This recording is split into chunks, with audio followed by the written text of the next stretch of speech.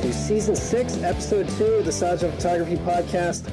I'm your host, Jason Teal, and today we're diving into a recent little adventure in the back streets of Seoul with my camera in hand, caffeine in the bloodstream, and of course, a lot of chaos along the way. So let's rewind a few weeks and talk about my trip to Seoul, where I was photographing the Shinheung Sijang in sort of the back alleys of Haebongchon, which I really must admit I haven't spent that much time in, but it was an educational adventure to say the least.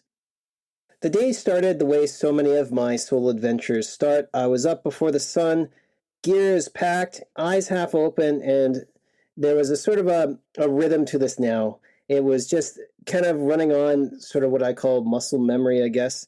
So it's bus to the station, grab some of that weird mediocre coffee that seems to be strangely available at odd hours of the day in Ulsan Station, and then wait for the train, ride north, and then sort of mentally run through the shot list and hit the ground running in Seoul. That's sort of how I get myself prepared. I really sort of enjoy that rhythm.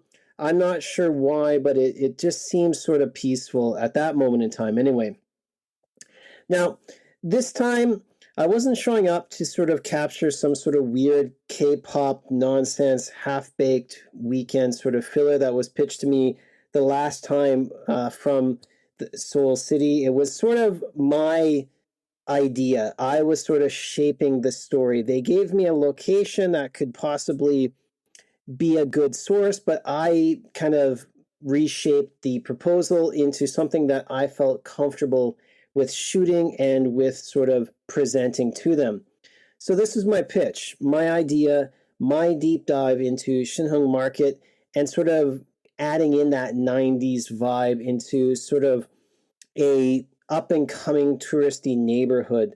So it was exactly the story that I wanted to tell with my photos and with my words.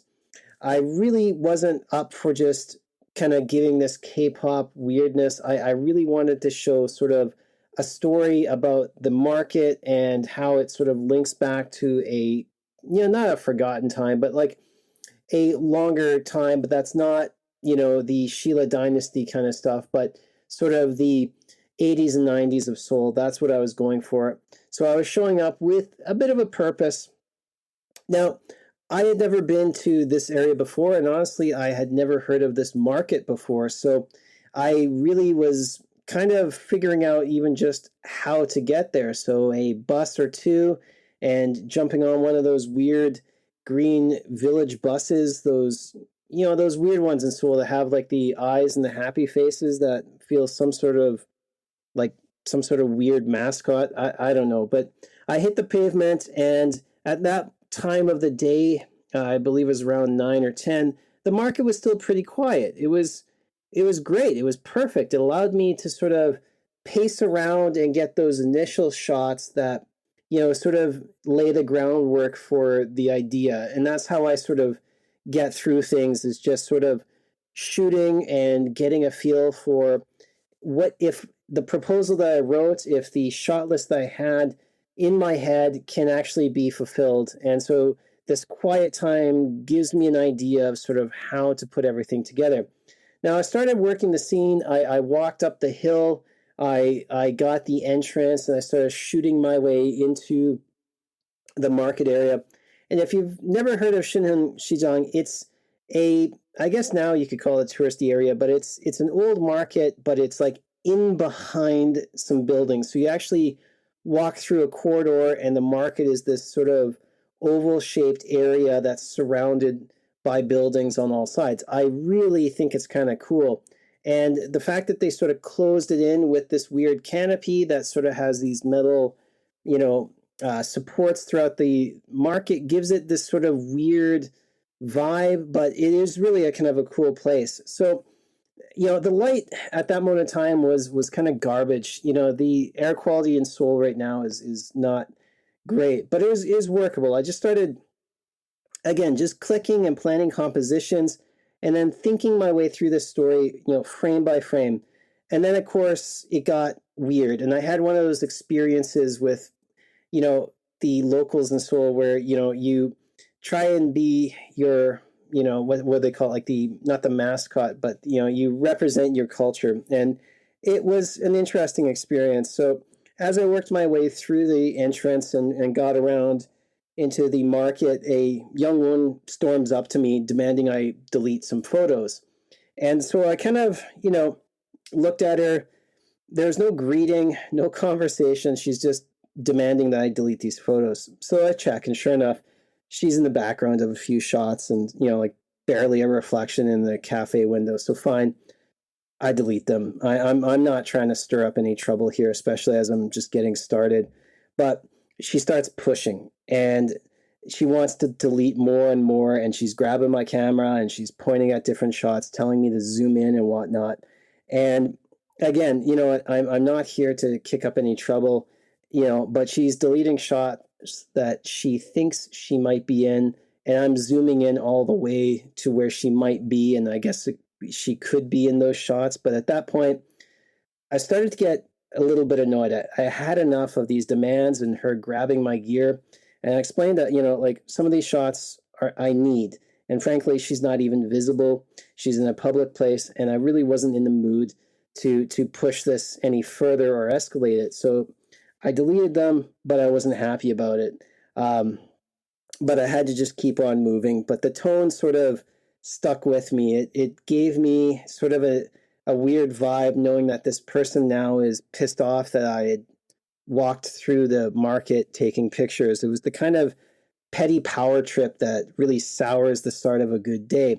So I headed kind of around the corner to what ended up being a really good coffee shop. It's called Upstanding Coffee. And if you ever get to Shinheung, do check them out. They have a really kind of cool vibe. It's a 2-story cafe and sort of like a narrow side entrance of the market. And there's this really cool sort of corkscrew staircase, which I'm not sure. Being a barista in the past, I'm not sure how they don't just end up having drinks being dropped from that thing, but it is a cool design. It's very industrial.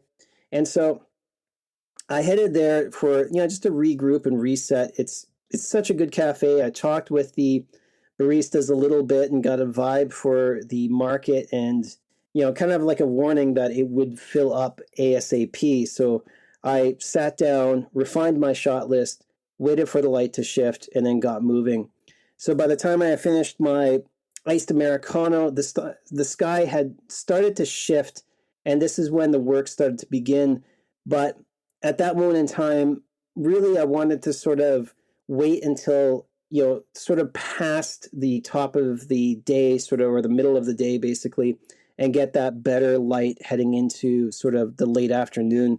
So what that meant is that it was time for lunch, and the going theme, I guess, in that area is tacos. I think there was Tipsy Taco in the market. There was another taco place outside of the market, but I was heading for something more consistent, something that was recommended to me, which was Taco Stand. Now, if you know this place, you know this place.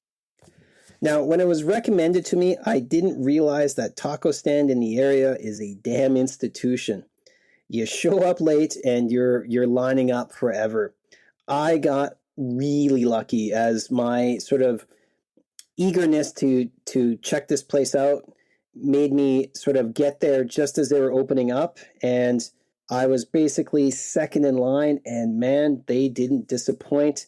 This is the kind of food that just slaps you awake. No apologies, no pretension, just pure flavor that Taco Bell can't really match. Neither can my iHerb creations in my kitchen. This place was absolutely phenomenal. And that's how I managed to sort of recharge and re-engage this whole thing. And then the day sort of turned into my favor. I made my way back up that massive hill, started outside and worked my way in again, and also dodging that cafe like it was fucking radioactive. The barista said she was off at 2, so I wasn't going to risk another round of, deleting shots that were actually probably more crucial to the article than I wanted them to be. So I sort of stayed away from that, and I worked my way sort of around the outside and then worked my way in, when it was, quote unquote safe. Along the way, as I was kind of walking along the top part of the market, there's a really cool street that sort of is it has like the old vibe of the area. I bumped into a fellow local shooter, Andrew Che, who's a solid guy and extremely talented.